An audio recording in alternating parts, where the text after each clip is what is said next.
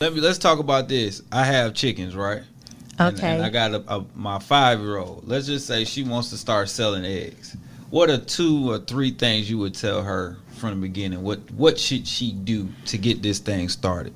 I first want her to make sure that she wants to sell eggs because it's something that she wants to do, not something that her parent wants her to do. Major key. Right. Right. Don't ever go into business because somebody's like, oh, you can make a lot of money, because if it's something that you're not passionate about, you're going to lose interest, and now your parents would have invested all this money and it's going to go down the drain. See, and that's what I talked about earlier. You got to do something you love. Got to do something you love. All right. The second thing I would have her to do is just let's kind of do research on the different kinds of eggs. Mm-hmm. We need to do some research on where people are harvesting, if that's a word, eggs, and where you can sell them. Like, are we selling them in the grocery store? Are we selling them at the farmer's market? Are we selling them on the side of the road? Like, let's figure those things out. And then we also have to come back and say, well, how much are people charging for eggs? Because do you have to buy the chicken? Lots of market analysis going on. See, we have to do a lot of this kind of stuff. So it's people think about, oh, I'm just sending them to this entrepreneurship class, and what are they gonna be doing? Work. Right. We'll figure it out.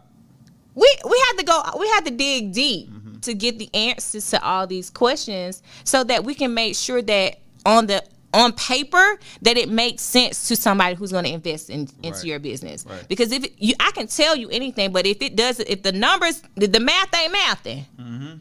Okay. It's not gonna don't make sense. Ain't nobody giving you no money right. if the math don't add up. Right. So I had to make sure that all that works. And that's in the business plan and everything.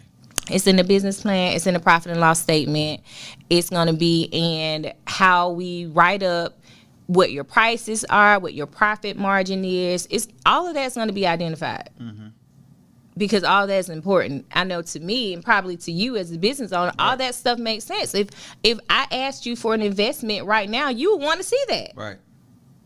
So I don't want to have my students in a position where they can't provide the documentation that I would have to provide, because it's the same thing.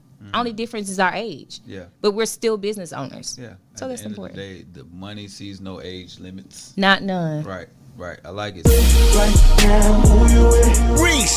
Who you with? Right now, who you with?